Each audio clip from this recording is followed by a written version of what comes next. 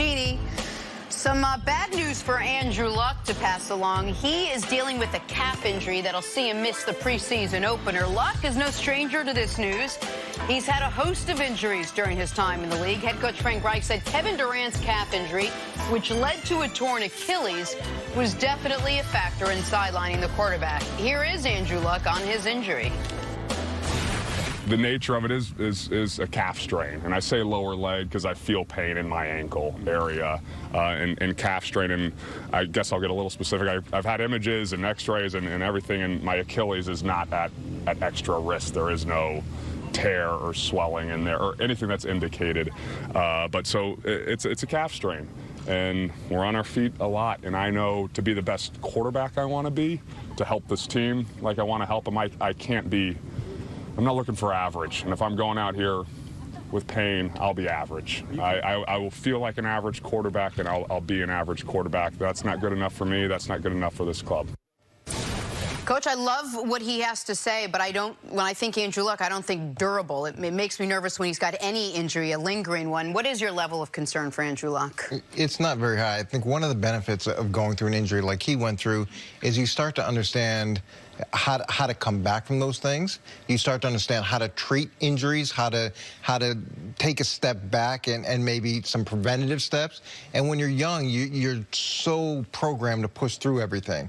And sometimes as you get older, the best thing you can do. The reason why we're programmed, because we got coaches like you from the time we're little. Listen, buddy, suck it up. Get out there. You need to know the difference between pain and injury. It's a fine line, and as you get older, you start to understand that. I don't love the comparison to Kevin Durant. I think as soon as you put that out there, everybody assumes that this is a lot more serious than it is.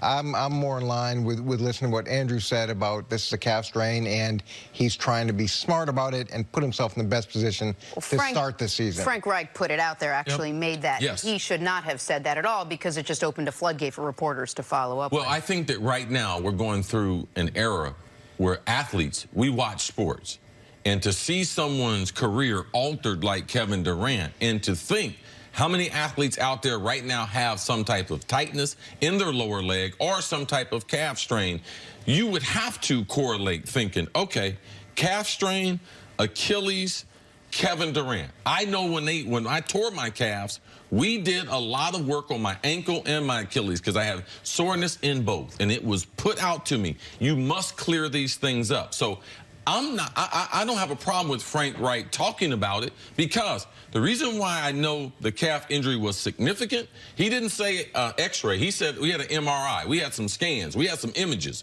So that lets you know that there was some seriousness to it.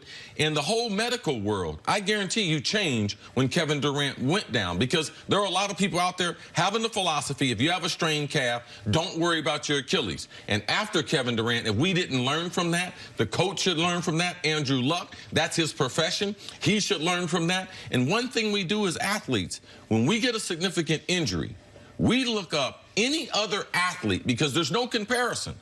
Normally when I go to the doctor tells me, oh, you have 4 to 6 weeks. Well, that might be for the weekend warrior. That might be for the normal person.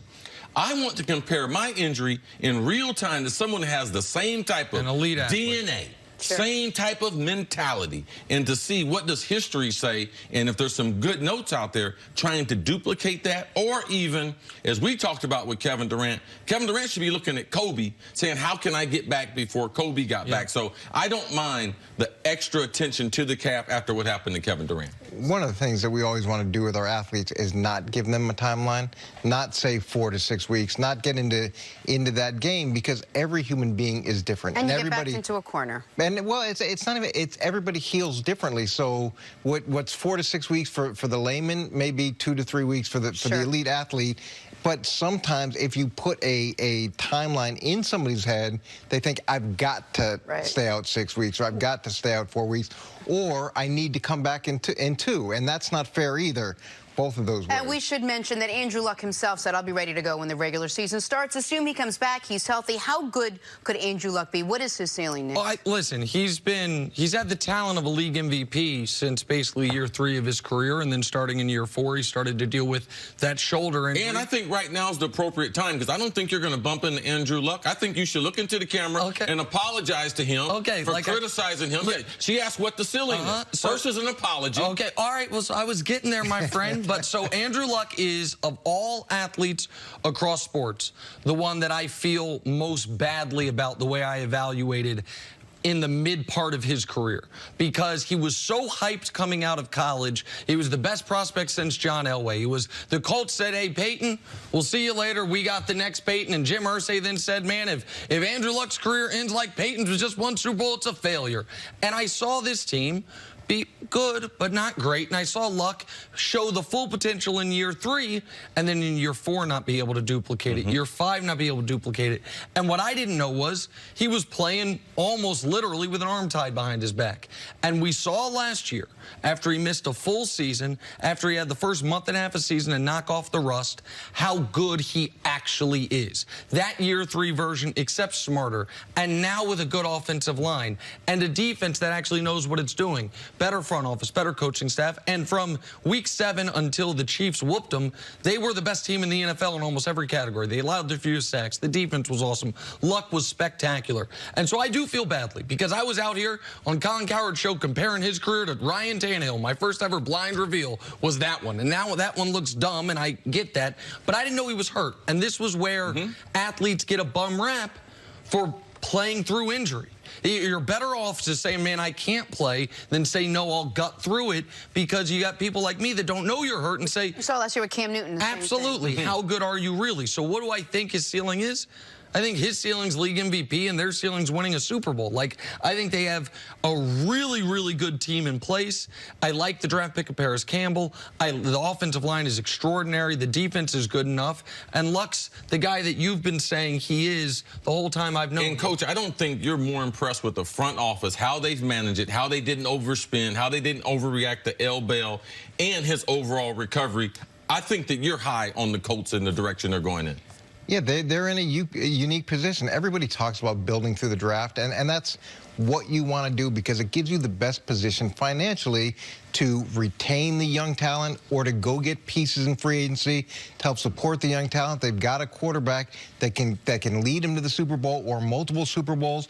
And here they are with 7 draft picks on defense, on a defense that was already pretty good. Plus they added some draft picks on the offense, and they still have the most salary cap space in the league. Yes.